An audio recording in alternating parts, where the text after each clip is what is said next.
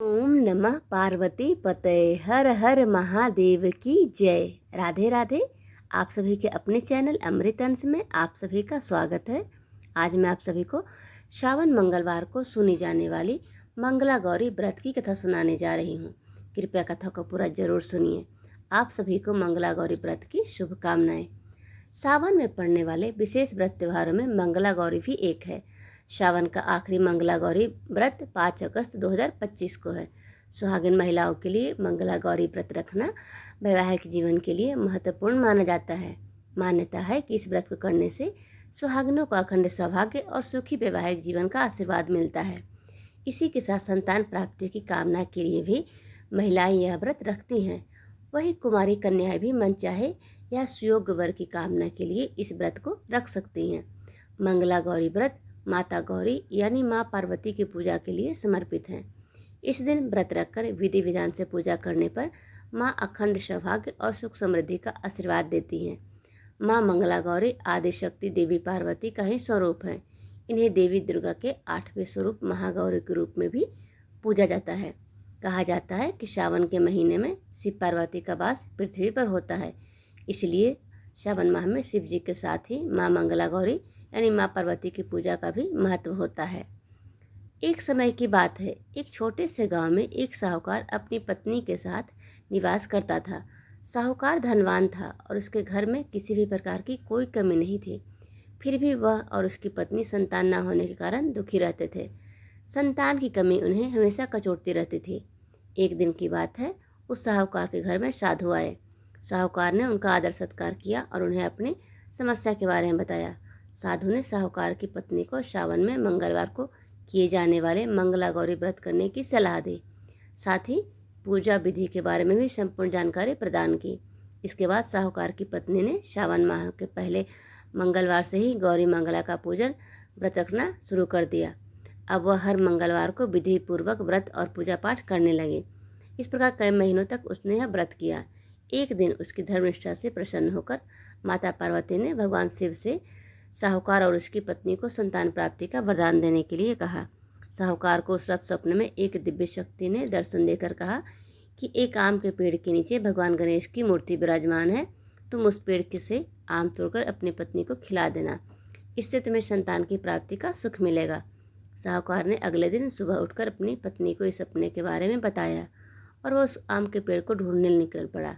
काफ़ी समय तक ढूंढने के बाद आखिरकार साहूकार को वह आम का पेड़ मिला जहाँ भगवान गणेश की मूर्ति विराजमान थी। उसने आम तोड़ने के लिए उस पेड़ पर पत्थर मारना शुरू किया।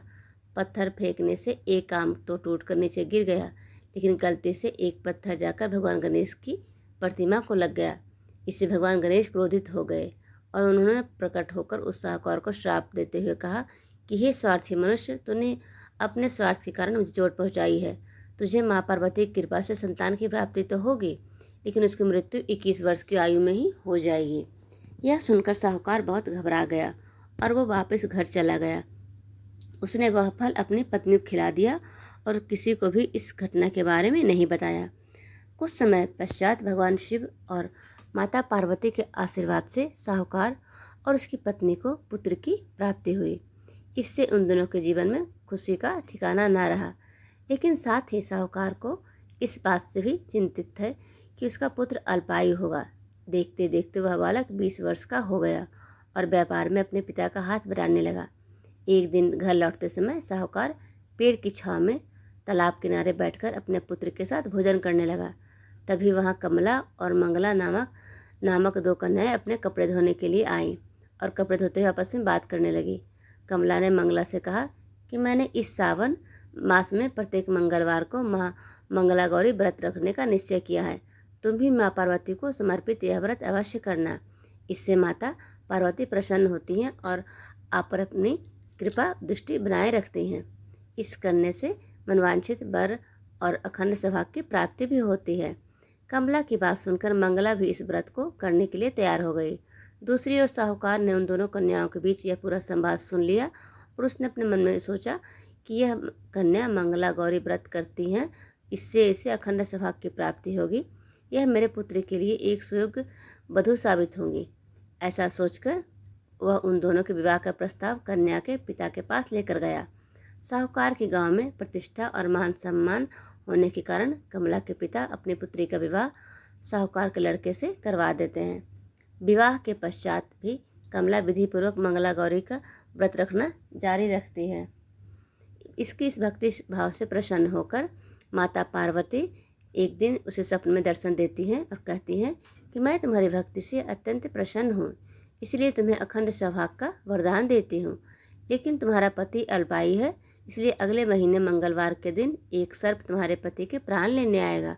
तुम उसके लिए एक प्याले में मीठा दूध रख देना, उसके पास एक खाली मटका भी रख देना। सर्प दूध पीकर उस मटके में चला जाएगा और फिर तुम उस मटके को ऊपर से कपड़े द्वारा ढक देना। अगले मंगलवार को कमला ने माता पार्वती की बात मानकर प्याले में मीठा दूध रख दिया और पास में एक मटकी भी रख दी। सर्प ने आकर दूध पिया और मटकी में जाकर बैठ गया। कमला ने उस मटकी पर कपड़ा बांधकर उसे जंगल में रख दिया। माता पार्वती की कृपा से कमला के पति के प्राण बच गए। इस प्रकार उसकी आयु 100 साल की हुई। सभी नवविवाहित महिलाएं इस पूजा को करती हैं और मंगला गौरी व्रत का पालन करती हैं और अपने लिए लंबे, सुखी और अस्थायी वैवाहिक जीवन की कामना करती हैं।